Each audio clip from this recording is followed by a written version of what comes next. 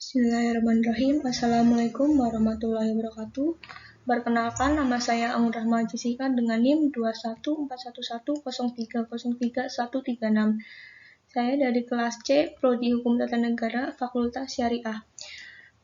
Di sini saya akan mempresentasikan materi tentang apresiasi terhadap karya ilmiah. Langsung saja ke materi. Apa itu apresiasi? Menurut Kamus Besar Bahasa Indonesia, pengertian apresiasi adalah bentuk kesadaran terhadap nilai seni dan budaya. Pengertian apresiasi juga dapat dimaknai sebagai bagian dari penilaian atau penghargaan terhadap sesuatu. Dalam ekonomi sendiri, pengertian apresiasi adalah bentuk kenaikan nilai barang karena harga pasarnya naik dan permintaan akan barangnya juga bertambah. Dari sini dapat disimpulkan jika pengertian apresiasi adalah penghargaan dan penilaian terhadap sesuatu untuk mengungkap perasaan yang luas. Apresiasi adalah proses melihat, mendengar, menghayati, menilai, menjiwai, membandingkan, atau menghargai suatu karya. Karya di sini dapat berarti karya seni, karya tulis, karya sastra, film, dan lain sebagainya. Karya ilmiah populer adalah karya ilmiah yang disajikan ke hadapan massa secara populer pada media-media massa cetak. Media massa cetak yang disebut dalam sini yang dimaksudkan adalah seperti majalah, koran, dan tabloid. Oleh karena demikian, maka karya ilmiah populer memiliki karakter yang khas agar dapat diserap isinya oleh khayalak luas. Tidak terbatas pada kalangan akademisi saja, sedangkan karya ilmiah populer merupakan suatu karya yang ditulis dengan menggunakan bahasa yang populer sehingga mudah dipahami oleh masyarakat dan menarik untuk dibaca.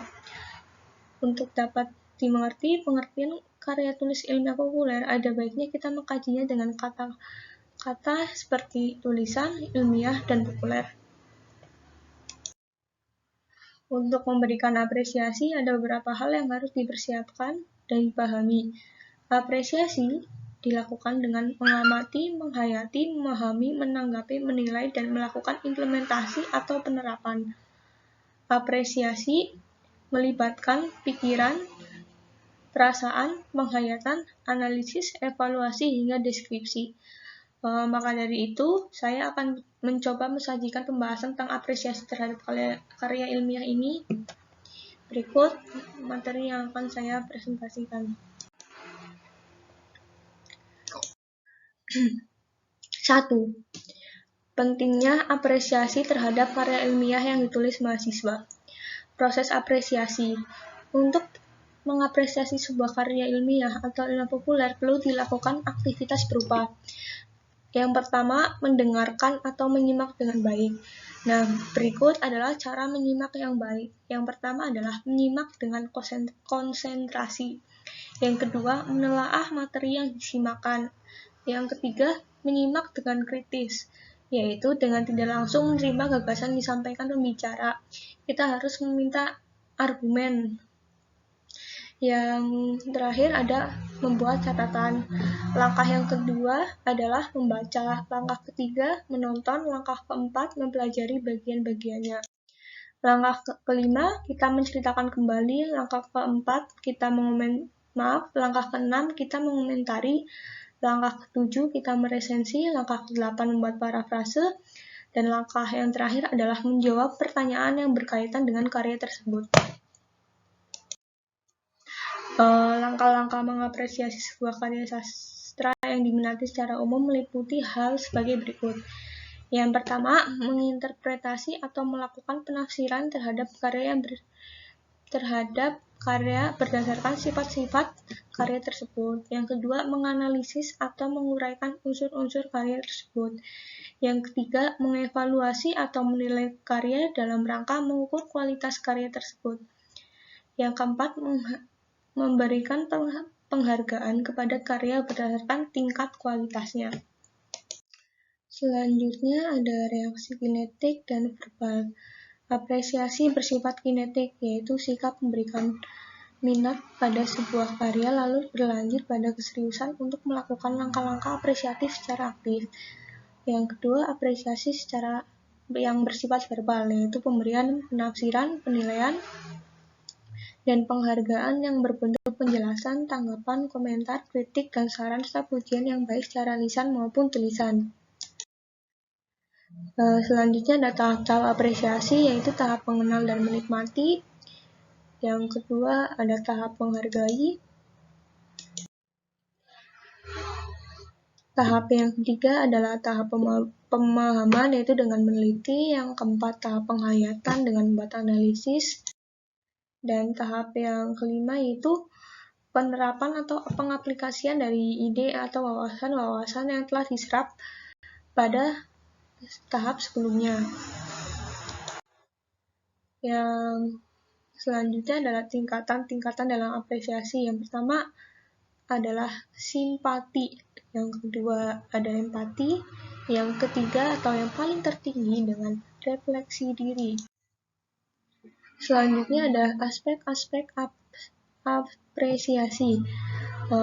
Di sini kita melibatkan 3 unsur. Yang pertama ada aspek kognitif berkaitan dengan keterlibatan intelektual pembaca dalam upaya memahami unsur-unsur kesastraan yang bersifat objektif.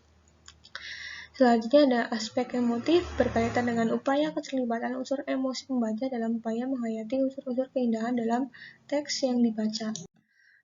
Aspek evaluatif yaitu berhubungan dengan kegiatan memberikan penilaian, baik itu baik atau buruk, indah atau tidak, sesuai atau tidak sesuai. Selanjutnya ada tujuan dan manfaat dari apresiasi. Yang pertama melatih keterampilan berbahasa seperti mendengarkan, berbicara, membaca, dan menulis. Yang kedua menambah pengetahuan. Yang keempat membantu mengembangkan kepribadian. Yang keempat membantu pembentukan watak. Yang kelima memberi kenyamanan. Yang keenam memberikan dimensi kehidupan dengan pengalaman yang baru. Selain itu ada manfaat apresiasi, itu pertama nilai personal, yaitu dengan mengembangkan diri kita. Yang kedua nilai memberi kesenangan, mengembangkan imajinasi, memberi pengalaman yang dapat terhayati, dan mengembangkan pandangan ke arah persoalan manusia yang menyajikan pengalaman yang bersifat emosional. Yang keenam nilai pendidikan. Yang terakhir membantu perkembangan bahasa.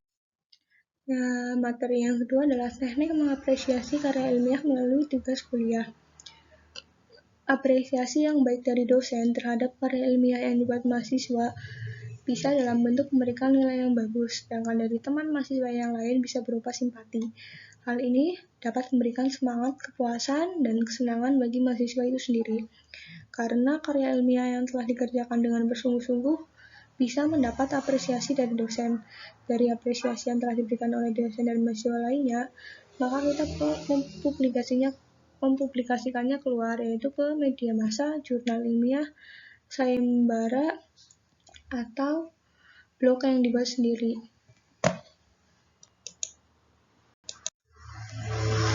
Dari sini dapat kita simpulkan jika apresiasi dari dosen dan rekan mahasiswa terhadap karya ilmiah yang kita buat dapat menentukan apakah karya ilmiah tersebut dapat dipublikasikan keluar. Untuk itu, jika mahasiswa mendapatkan tugas untuk menulis suatu karya ilmiah, maka harus dikerjakan dengan bersungguh-sungguh. Karena selain untuk memenuhi tugas perkuliahan, karya ilmiah bisa dipublikasikan keluar. Dengan ini, mahasiswa akan mendapat nilai yang bagus dan bisa juga mendapatkan kesempatan untuk mempublikasikan karya ilmiahnya dan dapat memenangkan sayembara. Selain itu, mahasiswa juga dapat mempublikasikan karya ilmiah yang dibuat melalui blog.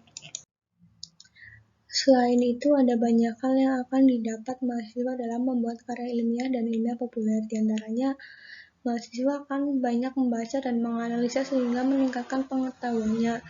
Yang kedua, mahasiswa memiliki kemampuan menulis ilmiah yang aktif dan karyanya bisa dinikmati khalayak umum. Yang ketiga, melatih keterampilan berbahasa, yakni mendengarkan, berbicara, membaca, dan menyimak. Adapun kendala yang dialami mahasiswa dalam mengerjakan karya ilmiah dan ilmiah populer yang mengakibatkan mahasiswa mendapat apresiasi yang jelek atau mendapat nilai jelek, diantaranya kurang kurang menguasai syarat yang baik dalam menulis karya ilmiah dan ilmiah populer. Yang kedua, kurangnya wawasan atau pengetahuan tentang karya ilmiah dan ilmiah populer. Yang ketiga, kurangnya keterampilan berbahasa. Nah, materi yang ketiga yaitu teknik mengapresiasi karya ilmiah melalui publikasi ke media massa. Pada era digital seperti ini, tentu saja banyak media massa yang mewadahi mahasiswa untuk mempublikasikan karya ilmiahnya. Nah, sebelum kita mengirimnya itu diperlukan strategi. Yang pertama, menentukan dan membuat esai yang sesuai dengan syarat pengiriman media massa yang menjadi tujuan. Yang ketiga, menentukan media massa yang menjadi sasaran pengiriman. Dan yang ketiga, cara mengirim melalui media massa. Yang pertama adalah melakukan analisis esai yang diinginkan dari media massa. Kirim esai ke media massa yang dituju dengan cara mengirim langsung karya tersebut melalui email dengan nama lengkap mahasiswa disertai dengan surat pengantar yang ditulis dalam kotak surat sebagai bentuk kesopanan berkirim surat. Materi yang keempat adalah teknik apresiasi karya ilmiah melalui publikasi pada penerbit. Selain publikasi melalui media massa, karya ilmiah dan esai seorang mahasiswa juga dapat dipublikasikan melalui terbitan buku. Hanya saja untuk mempublikasikan ini membutuhkan energi menulis yang lebih besar, karena karya ilmiah yang akan dipublikasikan jumlah halamannya akan banyak dan tebal. Saran saya untuk publikasi buku karya ilmiah dan ilmiah populer yang akan dibukukan lebih baik merupakan karya yang sudah dipublikasikan ke media massa dan menjadi tugas kuliah. Oleh karena itu, mempublikasikan melalui media massa bisa menjadi langkah awal sebagai persyaratan sebelum dipublikasikan pada penerbit.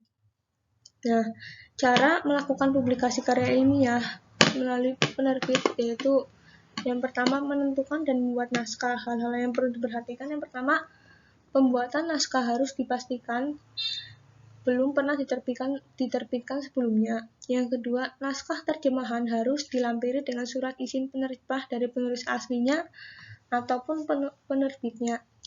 Yang ketiga, naskah tersebut tidak boleh mengandung unsur sara. Yang kelima, tema naskah harus sesuai dengan topik yang masih hangat agar lebih menarik. Selanjutnya, penulisan harus sesuai dengan EYD dan kaidah kebahasaan yang benar. Yang kedua adalah menentukan penerbit yang menjadi tujuan dengan melakukan survei pengamatan agar mengetahui cita rasa dan orientasi buku-buku yang sudah diterbitkan. Yang ketiga, menyiapkan berkas pendukung seperti data diri, proposal, dan gambaran umum naskah. Hal ini dilakukan agar meyakinkan penerbit akan kualitas dan prospek dasarnya. Materi yang kelima adalah teknik apresiasi karya ilmiah melalui keikutsertaan dalam mengikuti sayembara. Selain publikasi karya yang bisa dilakukan dengan media massa dan buku, strategi publikasi yang lain bisa dengan berpartisipasi dengan event sayembara atau lomba penulisan. Nah, untuk mengikutinya, tentu saja ada cara-caranya. Yang pertama, mencari pengumuman adanya lomba menulis. Yang kedua, model karya ilmiah sesuai dengan syarat lomba. Dan yang ketiga, menjadikan perlombaan sebagai sarana publikasi. Nah, dari kelima materi yang tadi saya sampaikan, dapat disimpulkan jika apresiasi terhadap karya tulis penting dilakukan karena merupakan bagian penting dari aktivitas kreatif menulis. Apresiasi bisa dilakukan oleh seorang mahasiswa dengan pengumpulan tugas kuliah, publikasi pada media massa dan jurnal ilmiah, dan publikasi ke penerbit. Karya ilmiah populer merupakan artikel ilmiah yang ditulis dengan gaya populer, menunjukkan isi ide dari sang penulisnya. Ide tulisan dapat diketahui manakala tulisan tersebut dibaca oleh seseorang. Untuk itu, agar tulisan tersebut dapat dibaca oleh orang banyak, maka tulisan tersebut harus kita terbitkan dalam media cetak atau media elektronik. Demikian materi yang dapat saya sampaikan, kurang lebihnya mohon maaf. Mohon maaf apabila ada tutur kata yang kurang berkenan dan kurang dipahami. Semoga apa yang telah saya bahas dapat dipahami dengan mudah oleh teman-teman sekalian. Terima kasih. Wassalamualaikum warahmatullahi wabarakatuh.